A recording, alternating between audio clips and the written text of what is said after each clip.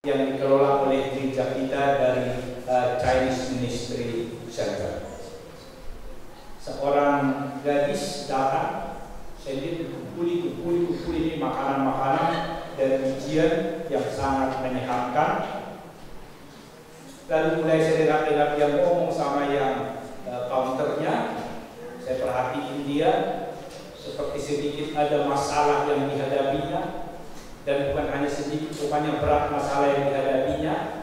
Yang tadinya dia seorang ateis, ibunya tidak pedulikan dia karena dikatakan seorang wanita dan sebagainya. Lalu ditawarkan oleh counter lama, enggak didoakan, kebetulan ada pendeta di sini. Dia mau, saya doakan, dia bergereja di gereja Bethel. Lalu mulai kami adakan sedikit wawancara. Rupanya dari kecil dia sudah vegetarian. Jadi itulah sebabnya makanan itu apa? Katanya, wah abang saya sekarang sudah mau cuci ginjal, cuci darah karena ginjalnya gagal, habis dimakan yang haram dan sebagainya. Katanya, ya saya kelihatan seperti disehatkan, aku banyak berkati karena saya sudah mengenal kebenaran. Lalu saya katakan kepadanya, pernah nggak kau mendengarkan Arisala? Apa itu? Oh, supaya kamu nyampe di sorga, kuduskan Arisala. Gimana itu Pak Pendeta? Lalu kebetulan di bumi ada saya bawa buku harian hampir dilupakan. Saya kasih ini kepada Linda supaya kau baca ini, dan kalau ada sesuatu yang engkau perlu penjelasannya atau informasi yang lebih jelas tentang buku ini, tanyakan supaya ibu di counter ini akan memberikan petunjuk kepada. Dia sangat setuju, dia pergi bawa apa yang dia beli. Saudara-saudara, hanya dua yang terpenting dari hidup kita ini yang kita akan terus selama-lamanya.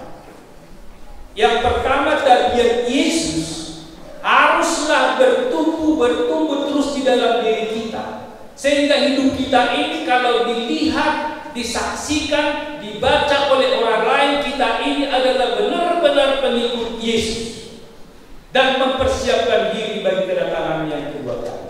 Tabiat kita harus bertumbuh dari hari ke hari. Dalam pelajaran pekan ini ialah bahwa kita siap dituai pada waktu Yesus datang kedua kali dengan cara nama kita tertulis di dalam kitab Al-Hayat, karena salah satunya kita sudah mendapat curahan hujan awal sekaligus kita mendapat curahan hujan akhir. Kita pun matang dituai untuk dibawa ke dalam kerajaan surga. Yang kedua, hari Sabat. Hari Sabat akan kekal abadi dan kita akan kuduskan itu. Maka sebenarnya, saudara, kalau ingat hari Sabat itu adalah sebuah monumen, tugu. Kalau kita perhatikan di Indonesia ini, tugu mengatakan Indonesia ini pernah di dalam perjuangan mencapai kemerdekaan dan Indonesia ini adalah negeri yang makmur. Mari lihatlah Monas, monumen nasional. Tugu mengingat bahwa Indonesia ini penuh dengan perjuangan untuk mendapat kemerdekaan. Tetapi negeri ini adalah negeri yang kaya, membuat bisa makmur. Itulah sebabnya didirikanlah tugu tersebut. Dan kalau kita turun ke lantai bawah, di sanalah kita lihat kronologi sejarah. Siapakah sebenarnya Indonesia ini sebetulnya, dan siapa-siapa yang berperan untuk kemerdekaan Republik Indonesia ini. Karena banyak orang berpendapat hanya kamilah. Tetapi sejarah itu mengatakan tidak demikian. Dan minggu lalu saya dengar dari Radio Sonora bahwa orang-orang Tionghoa pun ikut di dalam memperjuangkan kemerdekaan Republik ini. Siapa tahu? Gak ada yang tahu. Tapi sejarah mengungkapkan bahwa orang-orang Tionghoa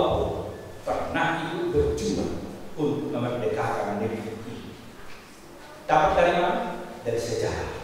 Sejarah itu adalah monumen. Arti monumen ialah naskah atau sebuah benda mengingatkan peristiwa-peristiwa penting di masa lalu. Jadi hari Sabat, itulah sebabnya Tuhan pada waktu menuliskan 10 hukum Taurat di dalam 2 loh batu itu, yang keempat, ayat 8 dari Keluaran 20, ingat, remember, ingat. Dari 10 itu hanya itu kata didahului dengan ingat, baru kuduskanlah hari Sabat. Ingat, saudara-saudara, jangan pernah pupus dan jangan pernah kita lupakan atau kurang peduli dengan Sabat. Maka sepanjang 6 hari ingat bahwa setelah hari pertama, hari kedua, hari ketiga dan seterusnya sampai hari ke-6 adalah hari ke-7. Ingat, hari ke-7 adalah hari Sabat milik Tuhan Allah sendiri.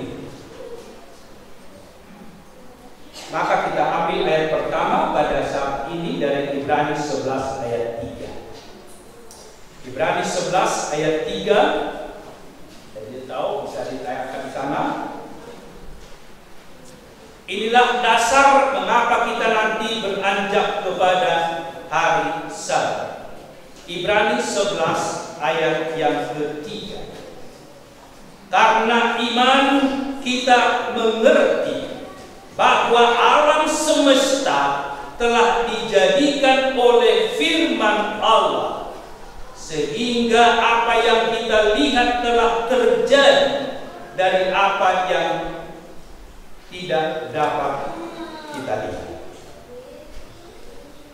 Pada pikiran kita, hati kita harus tertanam lebih dahulu, harus tertancap lebih dahulu bahwa alam semesta ini termasuk dunia di mana kita berpijak ini adalah ciptaan Allah melalui firman.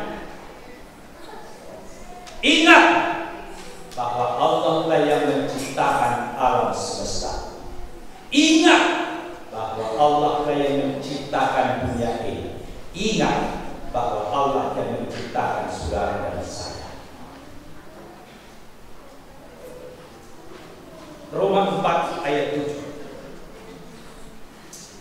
Roma 4 ayat 7.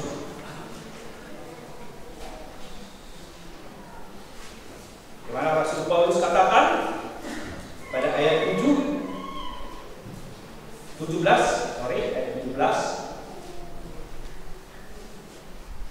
Roma 4 ayat 17. Dari mana firman Tuhan? Seperti ada tertulis, engkau telah kutetapkan menjadi bapa banyak bangsa, itu Abraham ya, di hadapan Allah yang kepadanya ia percaya. Abraham ini yaitu Allah yang menghidupkan orang mati. Perhatikan berikut, yang menjadikan dengan firman-Nya apa yang tidak ada menjadi ada. Saudara harus dan saya harus mempercayai, mengimani bahwa alam semesta ini ada yang menjadikan, ada yang menciptakan. Tadi dengar dari Bapak Syahan itu bahwa Paus sudah menyetujui teori Darwin, teori evolusi. Bayangkan saudara, pimpinan agama dunia mengakui bahwa teori evolusi itu benar. Saudara-saudara, supaya kita tidak menyetujui teori-teori yang salah dan palsu, maka kata ingat perlu sekali. Ingat dan kuduskan hari Sabat.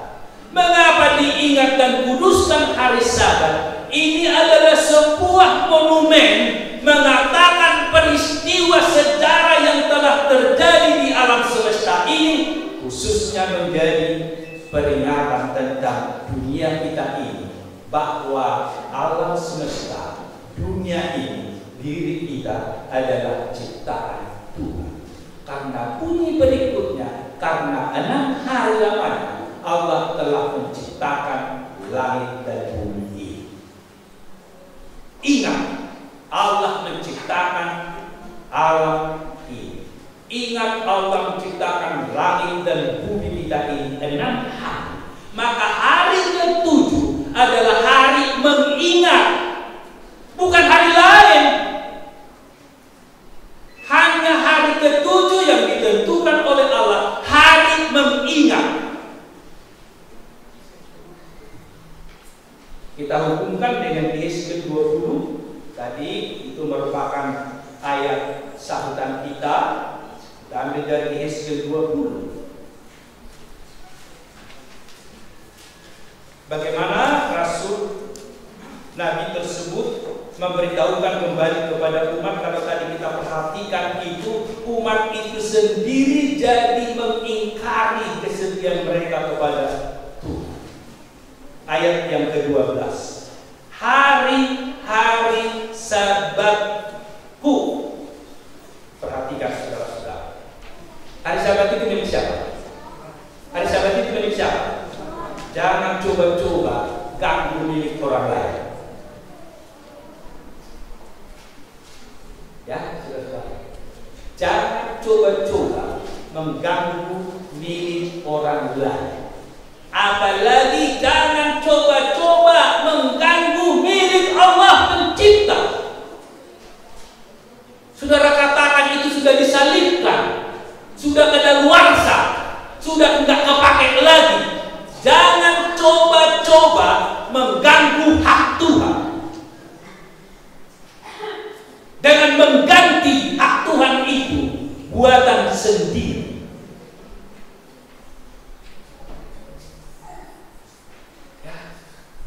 Itulah sebabnya di dalam pelajaran Yakobus tadi kita harus sabar dianiaya. Oleh karena kita akan mengatakan ya di atas ya, tidak di atas tidak, tentang pengkudusan hari Sabat itu. Karena hari Sabat itu Allah yang menjadikan, maka Sabat itu milik Allah, dan Allah lah sebenarnya yang memberikan kesempatan kepada kita untuk mengkuduskan. Ingat, saudara-saudara, jangan pikiran saudara dan pikiran saya dipengaruhi oleh lingkungan, situasi, dan banyak orang tentang hari Sabat. Baru-baru ini ada seorang anggota gereja kita yang remaja. Dia jadi tidak tahu hari yang mana sebenarnya hari Sabat ini. Nanti kita akan belajar habis khotbah ya. Lalu bagian kedua, penciptaan itu sendiri, kita lihat ada prosesnya. Baca seterusnya Kejadian pasal 1 ayat 1 sampai 31, lalu Kejadian pasal 2 1 sampai dengan 3. Tetapi mari secara maraton kita lihat dulu Kejadian 1, bagaimana proses itu di dalam 6 hari. Ialah kata berfirmanlah Allah, jadilah titik-titik. Jadi hari pertama itu Allah bekerja, jadilah ini. Ayat yang lain berfirmanlah Allah, ayat yang lain berfirmanlah Allah. Kalau saudara perhatikan ayat demi ayat itu, setiap proses setiap hari itu berfirmanlah Allah, karena stepnya ada 6 hari. Setelah step 6 hari ini selesai, maka diadakan evaluasi, diamati apakah sesuai dan sudah semua rencana menciptakan dunia dan isinya ini sudah terpenuhi. Maka Kejadian 1 ayat 31, maka Allah melihat segala yang dijadikannya itu sungguh amat baik. Allah melihat semua yang dijadikannya itu sungguh amat baik. Maka maka selesailah hari ke-6 dengan semua proses penciptaan itu, dari bagian hari-harinya, dari bagian proses penciptaan itu sendiri, maka telah dievaluasi semua, diamati semuanya, sudah sesuai dengan planning, maka penilaiannya sungguh amat baik. Pasal 2 ayat 1. Demikianlah diselesaikan langit dan bumi dan segala isi. 6 hari adalah hari bekerja, hari menciptakan. Waktu itu oleh Allah sendiri. Lalu ayat 2, ketika Allah pada hari ke-7 telah menyelesaikan pekerjaan yang dibuatnya itu, berhentilah ia pada hari ke-7 dari segala pekerjaan yang telah dibuat.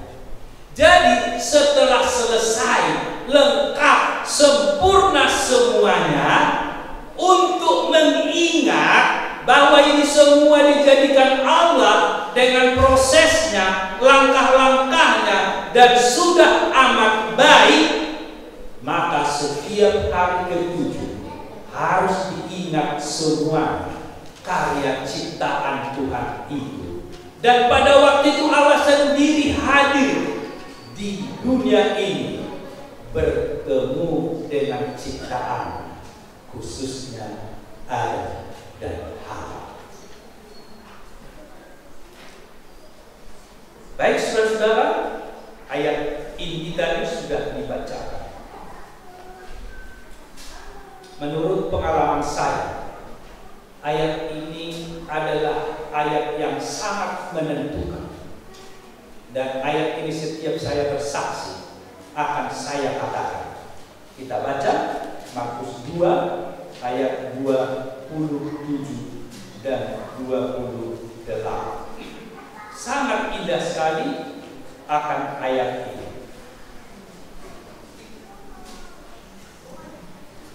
Lalu kata Yesus kepada mereka, hari Sabat diadakan untuk manusia. Amin, saudara. Siapa lebih hari Sabat atau apa ya? Hari Sabat diadakan untuk manusia. Amin, saudara. Sepertinya belum hari Sabat ya. Hari Sabat diadakan untuk manusia. Amin. Semangatlah, karena saudara manusia. Maka hari Sabat untuk saudara, kecuali saudara bukan manusia. Bilang saja, nggak usah ngomong, karena bukan saudara. Jadi sekali lagi, hari Sabat diadakan untuk manusia. Amin. Bagaimana saudara? Pernah katakan ini kepada orang lain?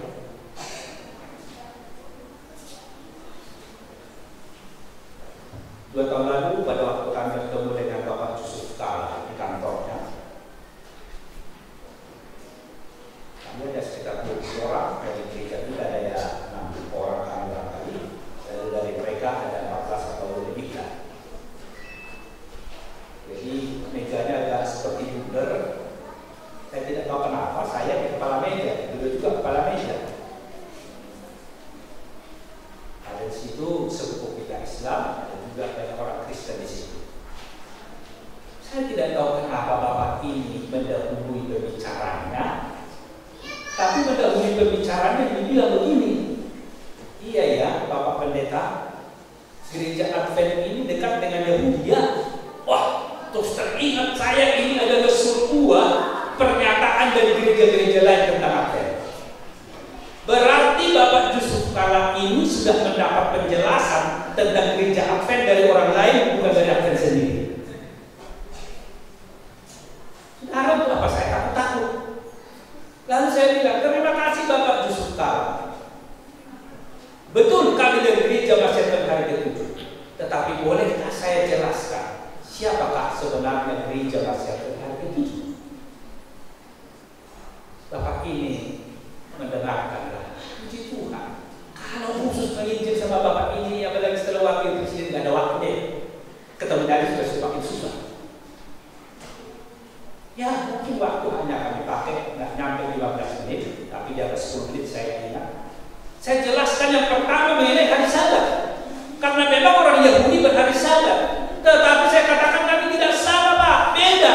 Hanya landasan kami berdasarkan Torah, Zabur, dan Advent dengan Injilnya. Kami memang sama-sama, tapi berbeda. Saya terangkan bagaimana Allah menciptakan. Sampai kepada makanan, sampai kepada pakaian, sampai kepada industri budaya, walaupun simpel seperti itu. Maka ini senang dia mendengarkan. Lalu kita katakan, Bapak, jangan lupa Pak datang raya tanggal 27 Juli nanti di gedung pertemuan Advent untuk donor darah itu. Oh, dia bilang, saya senang Advent melakukan itu. Jarang seperti ini katanya. Saya akan datang. Saya tahu doktrin apa kalian. Gedung pertemuan kalian sana dekat pancoran sana yang sudah. Kalau kita ke arah Cawang sudah kiri, dia bilang, saya pikir itu apa ini sudah apa? Jangan-jangan orang Advent sendiri nggak tahu di mana gedung pertemuan Advent. Saya akan datang. Pendek cerita itu, ya hebat orang Advent ini ada aja ya. Tidak dipersiapkan untuk tempat parkir Bapak ini. Jadi parkirlah dia jauh lewat lagi ke lain. Tapi ya kesan sama saya Bapak ini tidak persoalkan itu. Jadi maka saya itu datang dia kasih sambutan. Ada lagi kata-kata yang menarik pada saya dan lalu lihatlah satu persatu yang berlalu dalam ini. Dia bilang lanjutkan bikin skop nasional dan sebagainya. Pada waktu di kantornya itu kami ajak ambil foto. Dia mau. Lalu dia bilang, kami sinilah ruangan sana. Ada ruangan yang lebih mewah. Disinilah kita ambil foto, dia bilang. Lalu disitulah saya serahkan buku kemenangan akhir. Ada beberapa lagi 28 dokter kita dan sebagainya. Dia terima dengan senang hati. Dia bilang, saya juga memiliki buku-buku terbitan Advent. Wah, tapi saya katakan Pak, buku yang satu ini kemenangan akhir. Ini buku sejarah Pak. Salah satunya supaya tahu Bapak bagaimana Yerusalem itu hancur dulu dan keadaan itu boleh lihat sampai sekarang Pak. Bapak baca ya? Ya. Hari Sabat itu bukan milik manusia. Kalau itu milik manusia, boleh dirubah oleh manusia. Tetapi hari Sabat itu adalah milik Allah. Allah itu dari kekal sampai kekal. Allah itu tidak berubah kemarin, sekarang, dan selama-lamanya. Maka firman Allah tidak pernah dan tidak mungkin berubah. Maka siapa yang coba-coba mengubah firman Allah, dia akan menghadapi tahta pengadilan penghakiman untuk menghabisi atau menghanguskan, menghukum mereka kelak. Baik, kita teruskan. Saya juga waktu kemarin di Salemba diundang oleh sekolah ideologi yang ada Jalan Proklamasi. Karena ada 4 dari mahasiswanya membuat paper untuk skripsinya tentang gereja Masehi Advent hari ke-7. Saya sudah berkali mereka, lalu waktu presentation menyampaikan temuan mereka tentang gereja Advent, saya diundang datang untuk meluruskan bila mana ada hal-hal yang tidak sesuai dengan konsep dan ajaran gereja Advent. Keempatnya memaparkan, lalu timbul pertanyaan. Tapi dari rumah saya sudah pikir gimana caranya nanti supaya pembicaraan kami berfokus hari Sabat. Puji Tuhan Pak. Akhirnya mau juga dan mereka bisa saya arahkan kepada fokus hari Sabat. Tetapi saya buat memang salah satu kalau berbicara dengan saudara-saudara Protestan harus kita datang dari reformator khususnya yang dibawakan oleh Dr. Martin Luther. Lalu ditanya saya, apakah gereja Masehi Advent hari ke-7 mendukung dan menerima reformasi dari Dr. Martin Luther? Saya katakan yang sebenarnya kamilah meneruskan reformasi dari Dr. Martin Luther. Kalau begitu, kenapa Advent berhari Sabat? Dr. Martin Luther tidak berhari Sabat. Saya katakan, beginilah Bapak, mari kita lihat sejarah. Apakah benar ya Dr. Martin Luther itu tidak tahu Sabat dan sebagainya? Supaya saudara-saudara nanti dapat jawabannya, hadirlah setelah khotbah. Ya, jawabannya nanti apa pembincangan kami itu setelah khotbah. Oke. Berikutnya, saudara-saudara, memang saya cari sekolah tidak ada yang bisa menerima saya kecuali ada satu di daerah Latumenter sana, sekolah yang dikelola gereja Metodis. Saya pergi ke sana, saya lihat semuanya programnya oke, hanya misteri. Dan saya tanya dekatnya, ini sengaja dibuat bukan membawakan nama Metodis di dalam apakah mempersiapkan hamba-hamba Tuhan untuk semua denominasi. Saya masuk di sana. Puji Tuhan, saudara-saudara. Saya buat kenangan kepada mereka bagaimana caranya ya supaya saya diperhatikan. Dan pada waktu defense, salah satu setelah selesai saya dinyatakan lulus, pertanyaan, apakah Pendeta Limbong siap mengajar di sekolah ini tentang disertasi ini? Saya katakan siap. Ada di hati saya supaya saya lihat saja. Satu semester saya dosen di sana tentang disertasi saya. Tapi saudara-saudara, 4 pertemuan terakhir saya bahas hanya doktrin gereja Advent. Salah satunya hari Sabat, mengenai makanan, mengenai pakaian. Baru saya tahu, saudara-saudara, kalau saudara tidak diterima oleh gereja lain, memang dari kecil mereka sudah ditanamkan sebuah doktrinasi bahwa ada ajaran-ajaran sesat, ada ajaran-ajaran palsu, ada ajaran-ajaran yang menyimpang dari Alkitab. Contoh-contohnya adalah gereja Masehi Advent hari ke-7, Saksi Yehova, dan sebagainya.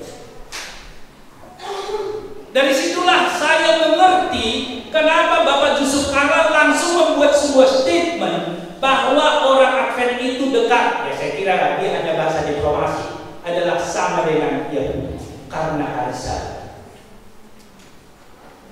Itulah tanggung jawab saudara.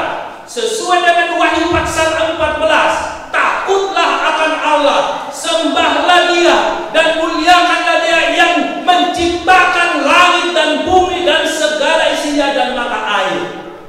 Karena telah tiba masa penghakiman. Pasal 18, keluarlah kamu dari situ, pergilah dari situ, hai kamu umatku, karena mereka sudah campur aduk ajaran yang benar dengan kepalsuan.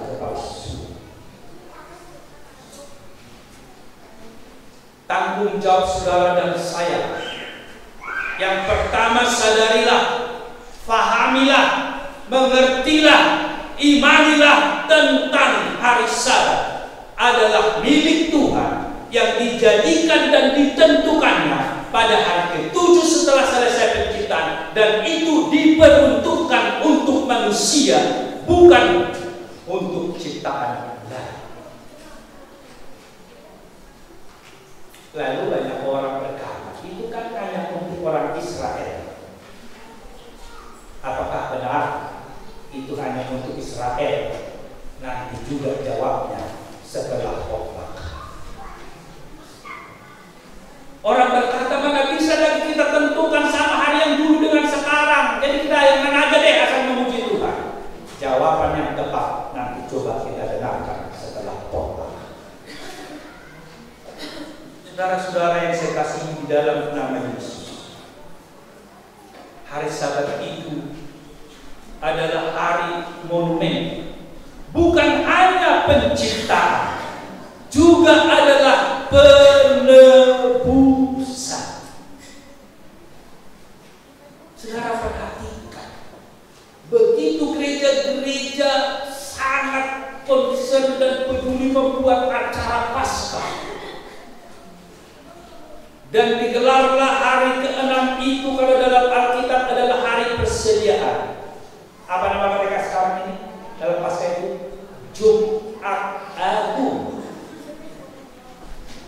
Jumat Agung. Setelah Jumat Agung, Yesus ada di mana? Setelah mati di kayu salib, Yesus di mana? Di mana? Kok ragu semua nggak tahu? Wah, gimana ini? Kadang-kadang pendetanya juga atau ketuanya juga nggak bisa pastikan. Jangan bikin anggotanya ragu-ragu. Harus berani mengatakan Yesus berada di dalam kubur. Ngapain Yesus di dalam kubur? Istirahat, berhenti dari penebusan. Hari keberapa? Hari ke-7. Yesus berhenti dari penebusan karena sudah sungguh amat baik.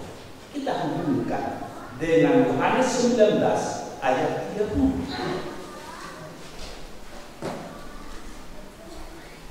Yohanes 19 ayat yang ke-30.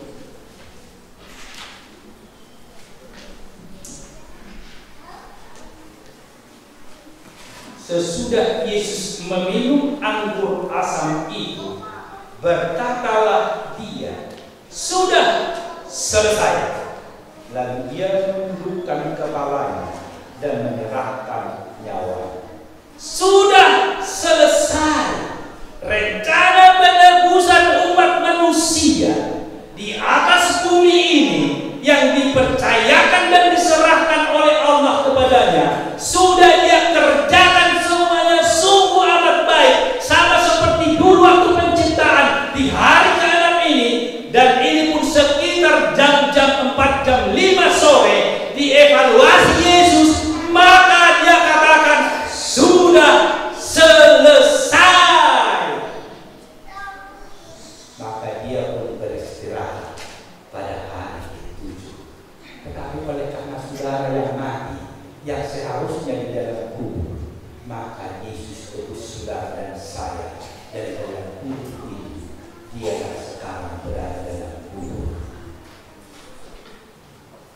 Saudara ingat dan kuduskan sahabat, bukan kita hanya mengingat Allah pencipta langit dan alam semesta serta menciptakan kita, tetapi ingat dan kuduskan sahabat juga ingatlah bahwa di kayu salib itu Yesus membuat sebuah kata puji, sudah selesai pekerjaan penebusan di hari ke-6. Maka dia pun wafat dan hari Sabat berada di dalam kubur. Karena Yesus menjadikan hari pertama sampai hari ke-6 adalah hari bekerja, Yesus bangkit dari kubur untuk bekerja.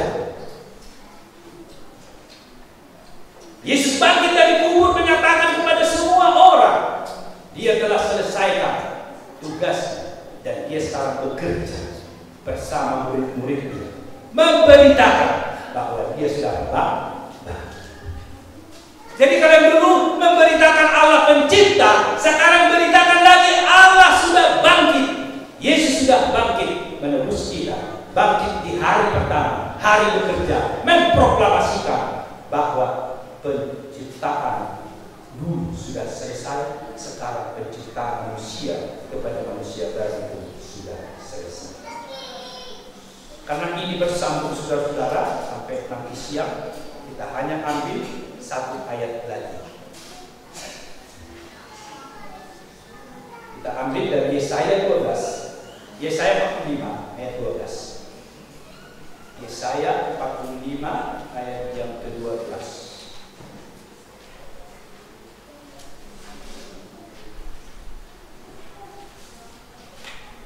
Akulah yang menjadikan bumi dan yang menciptakan manusia di atasnya. Tangankulah yang membentangkan langit, dan akulah yang memberi perintah kepada seluruh tentara. Inilah pencipta dan penebus kita. Kemarin ada keluarga dari keluarga kami yang meninggal, bukan dari Advent dan ke sana. Pada waktu pendeta mengatakan, saya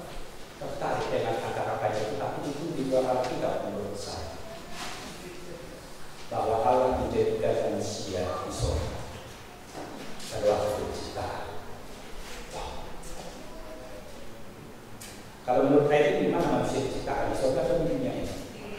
Ya. Akulah yang menjadikan bumi dan yang menciptakan manusia di atas. Oh, inilah mungkin awal teologi. Kalau di surga diciptakan, maka kembali kepada Allah, langsung naik surga. Mungkin dari situlah akar teologi mereka ini.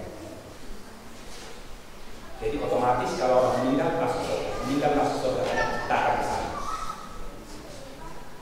Saudara-saudara, ingat hari Sabat, bahwa Allah menciptakan langit dan bumi, dan bumi ini dijadikan saudara dan saya dan makhluk-makhluk ini bukan diciptakan di surga, tapi diciptakan di dunia ini.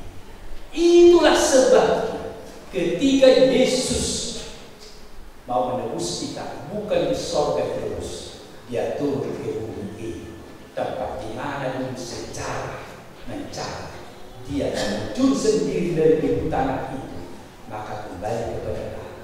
Ini pun dia tebus di dunia ini sendiri melalui tangannya yang mengenjut itu dulu, maka lubang-lubang paku itu yang melambangkan dari dialah keluar nafas hidup itu, kepalanya, rusuknya ditusuk. Dialah yang memberikan kehidupan. Yesus mengungkapkan, sudah sungguh amat baik, maka damai sejahtera keindahan. Tetapi setelah itu, Yesus turun ke atas dunia ini, kalimat ini sudah selesai. Tebusan itu milik saudara dan saya. Tetapi ingat dan kuduskanlah hari Sabat, karena Tuhan yang menjadikan, Tuhan sebagai, tapi dia berikan kesempatan kepada saudara dan saya untuk menikmati berkat dan kekudusan. Tuhan menolong kita supaya kita jangan sampai lupa dan lemah tentang pengkudusan saya. Namun demikian, kami mengajak nanti habis khotbah masih kita akan teruskan tentang hari Sabat, hari ke-7 sebagai monumen penciptaan dan kekudusan. Tuhan Yesus